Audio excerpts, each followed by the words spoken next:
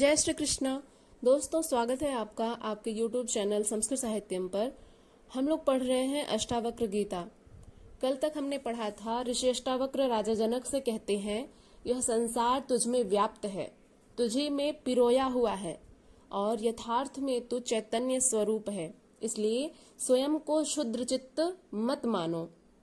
अब आगे ऋषि अष्टावक्र जी कहते हैं, निरपेक्षो निर्विकारो निर्भरः शीतलाशयः अगाध बुद्धिरक्षुब्धो भव चिन्मात्र वासनः।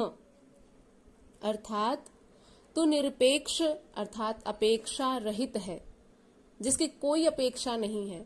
आत्मा की कोई अपेक्षा नहीं होती, इसलिए तू निरपेक्ष है, निर्विकार है, यानी विकारों से रहित, स्वनिर्भर है, शांति और मुक्ति का स्थान है, अगाध बुद्धि रूप है, क्षोभ शून्य है। अतः तू चैतन्य मात्र में निष्ठा वाला हो। ऋषि अष्टावक्र जी राजा जनक को आत्मस्वरूप के बोध को दृढ़ करने हेतु कहते हैं कि तू आत्मा होने से पहले निरपेक्ष है, यानी जिसको किसी भी तरह की किसी से भी कोई अपेक्षा नहीं रहती है, उसे ही निरपेक्ष कहते हैं। एक होता है सापेक्ष, जिसको सबसे अपेक्षाएं रहती हैं, वो होता है सांसारिक मनुष्य। और इसी सांसारिक मनुष्य को ही ऋषि अष्टावक्र जी संबोधित करते हुए कहते हैं कि तुम भ्रमवश स्वयं को, इस चैतन्य स्वरूप आत्मा से भिन्न स्वयं को देहधारी समझते हो, स्वयं को यह शरीर समझते हो, लेकिन हो तुम चैतन्य स्वरूप आत्मा। इसलिए यहाँ पर ऋषि अष्टावक्र जी कहते हैं, आत्मस्वरूप के बोध को दृढ़ करने हेतु हम सबको यह जताना चाह रहे हैं ऋषि अष्टावक्र जी, और इस बात को, इस बोध को दृढ़ कर रहे हैं कि तू आत्मा होने से निरपेक्ष है, क्योंकि आत्मा को किसी से भी कोई अपेक्षा नहीं रहती है। अतः हमें भी किसी से कोई भी अपेक्षा नहीं करनी चाहिए। आत्मा की कोई अपेक्षा नहीं होती, अपेक्षाएं मात्र शरीर और मन की हैं। तो विकार रहित है, भूख और प्यास प्राण के धर्म है, आत्मा इन सब से परे है, ये आत्मा के धर्म नहीं है। आत्मा तो दृष्टा है, अतः निर्विकार है। देहाध्यास के कारण ही तो अपने को विकारी समझता है, क्योंकि ये विकार शरीर में ही लगते हैं। जैसे जाड़ा, गर्मी, बरसात या फिर सुख दुख, ये सब शरीर को ही अनुभव होते हैं।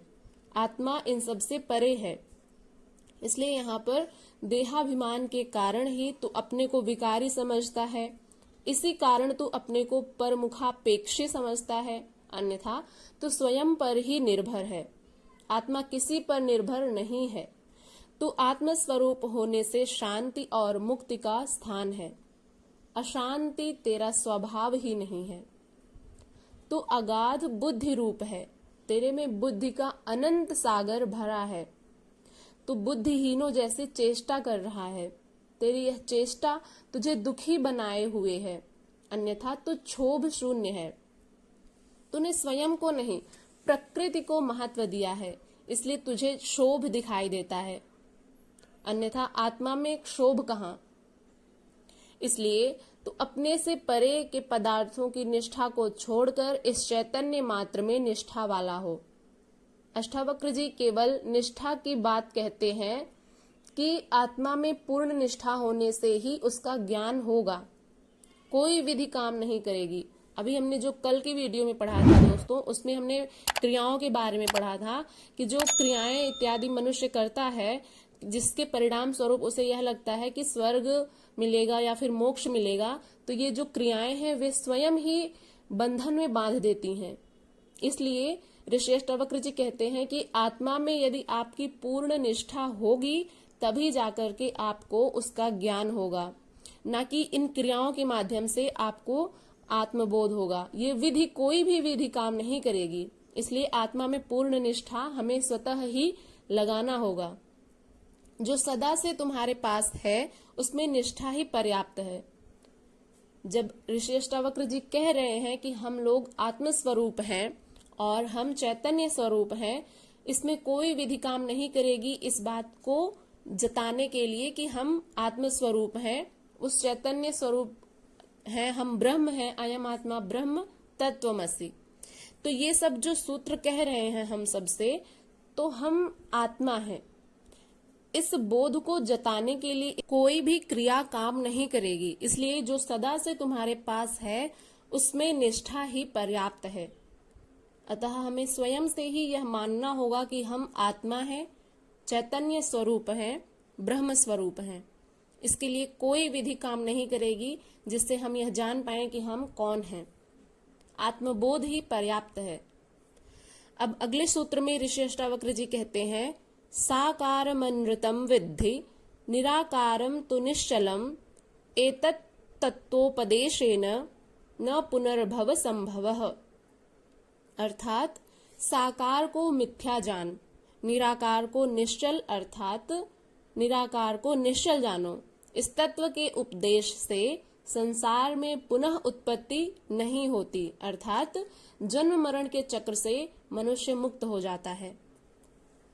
जो साकार है, जिसका कोई आकार है, उसको आप मिथ्या जानो, ऐसा ऋषि अष्टावक्र जी हम सबसे कह रहे हैं। राजा जनक जी से तो कह ही रहे हैं, लेकिन उनके माध्यम से हम सब से भी यह कह रहे हैं कि जो भी साकार आप देख रहे हैं, जिसका भी कोई आकार है, उसको आप मिथ्या जानो। मिथ्या अर्थात झूठ, क्योंकि वो नष्ट प्राय है, कभी ना कभी तो वो नष्ट हो ही जाएगा। यहाँ पर कह रहे हैं कि निराकार को निश्चल अर्थात जो चलायमान नहीं है। आत्मा चलायमान थोड़ी है, आत्मा निश्चल है, इसलिए वह निराकार है, जिसका कोई आकार नहीं है, ऐसी है आत्मा। इस तत्व के उपदेश से संसार में पुनः उत्पत्ति नहीं होती। केवल इतना ही जान भर लेने से कि आत्मा निराकार है, निश्चल है, और साकार को मिथ्या जान लेने भर से ही हमें इस संसार में जो आवागमन का चक्र है उससे हम मुक्त हो सकते हैं। तो दोस्तों, यहाँ पर ऋषि अष्टावक्र जी अब पुनर्जन्म का कारण बताते हुए कहते हैं कि यह निराकार और साकार, यह स्थूल और सूक्ष्म, यह जड़ और चेतन, यह सृष्टि और परमात्मा उसी परमात्मा चैतन्य स्वरूप के तत्व के रूप हैं। यह साकार, स्थूल, जड़, सृष्टि आदि उस निराकार सूक्ष्म तत्व की अभिव्यक्ति मात्र है। यह साकार सृष्टि जैसी दिखाई देती है वैसी है नहीं, यह उस सूक्ष्म का परिवर्तित रूप है, इसलिए इसमें वास्तविकता नहीं है। कुछ और ही दिखाई देता है और होता कुछ और ही है। यही भ्रम है, इसलिए मिथ्या है। जैसे हमने रस्सी और सर्प का पढ़ा था इसके पिछले वीडियोज में, तो उसमें हमें रस्सी में सर्प का भ्रम हो जाता है। तो ठीक उसी प्रकार से इस संसार में भी हमें यह भ्रम हो जाता है कि हम उस परमात्मा से स्वयं को अलग मान लेते हैं। यही भ्रम है, यही बंधन भी है, इसलिए मिथ्या है। क्योंकि इसका रूप गुण बदलता रहता है। आज एक रूप है, कल वह बदल कर दूसरा हो जाएगा, इसलिए उस पर भरोसा नहीं किया जा सकता। किसी भी बदलती हुई चीज पर आप भरोसा नहीं कर सकते हैं। और जो आपने सुना होगा कि परिवर्तन ही सृष्टि का नियम है, तो जो परिवर्तित होती रहती है उसको हम मिथ्या ना माने तो और क्या माने। सृष्टि जो है, ये हालांकि ये सच है कि सृष्टि परिवर्तनशील है, वो नित्य परिवर्तित हो रही है, ये बात सत्य है, लेकिन ये बात मिथ्या भी है, क्योंकि सृष्टि जो है वो मिथ्या है। भले ही ये बात सच है कि सृष्टि निरंतर परिवर्तित हो रही है, तो इसी बात का खंडन करते हुए अष्टावक्र जी कहते हैं कि जो परिवर्तित हो रहा है, जो बदल रहा है, जो आज जैसा है कल बदल कर दूसरा हो जाएगा, दूसरा स्वरूप धारण कर लेगा, तो उस पर भरोसा नहीं किया जा सकता। जो अचल है, शाश्वत है, नित्य है, सनातन है, वह है परमात्मा, और वही शाश्वत है। इसमें जो सुख दुख आदि का आभास होता है वह भी नित्य नहीं है, शाश्वत नहीं है। एवं भिन्न भिन्न प्राणियों को भिन्न भिन्न अनुभूतियां होती हैं। यह सब उसकी मानसिक स्थिति के कारण है। कभी हम बहुत अधिक प्रसन्न महसूस करते हैं, कभी बहुत अधिक निराश, कभी दुखी महसूस करते हैं। तो ये परिवर्तन हमारे शरीर में ही होता रहता है। इसलिए इस संसार में सब कुछ परिवर्तनशील है, इसलिए इसे हम शाश्वत नहीं मान सकते। ये सब जो सुख दुख हैं, ये हमारी मानसिक स्थिति के कारण ही होते हैं। यदि हम अपने मन को स्थिर कर लें और उस परमात्मा से स्वयं को जोड़ लें, जो कि भ्रमवश हम यह मान लिए हैं कि उस परमात्मा से हम अलग हैं, तो इसलिए यहाँ पर यदि हम अपने मन को स्थिर कर लें, अपनी इंद्रियों को बाह्य वस्तुओं से खींच करके मन में, अपने घट में स्थिर कर लें, तो हमें इन सब का आभास नहीं होगा। क्योंकि हमारा मन चंचल है, इसलिए हमें इन सब का आभास होता है। यहाँ पर ऋषि अष्टावक्र जी कहते हैं कि ये जो सुख दुख है, ये सब मानसिक स्थिति के कारण ही हमें अनुभव होते हैं। मन भी चूंकि निरंतर बदलता रहता है, कभी इस विषय पर आसक्त होगा, कभी उस विषय पर आसक्त होगा, कभी उसे किसी अन्य वस्तु की कामना रहेगी तो कभी किसी अन्य वस्तु की कामना रहेगी। अतः यह मन भी चंचल है, यह भी विश्वास के योग्य नहीं है, यह शरीर भी विश्वास के योग्य नहीं है।